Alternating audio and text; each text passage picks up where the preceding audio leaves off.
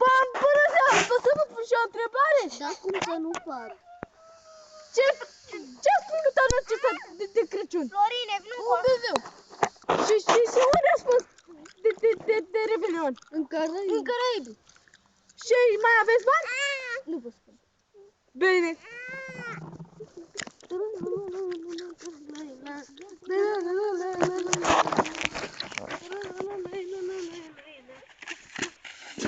Ia uita și pe ăsta.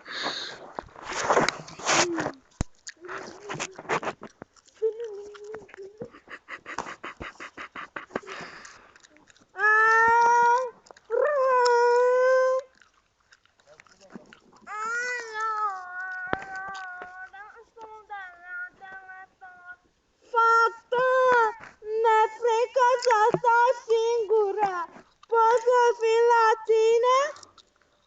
Da, fata, bine. Haide.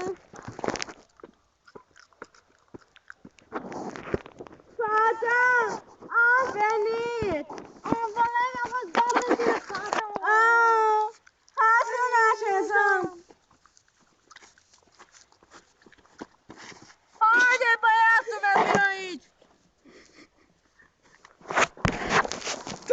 Ciuc! Deschide ușa! Am venit să-ți dau viață! Viață, vină cu că te cheamă cineva. Da, cine?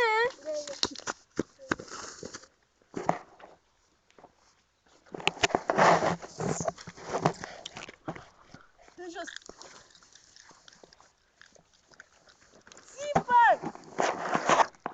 Marta, du-te, drăgule, fă curat, nu fă curat.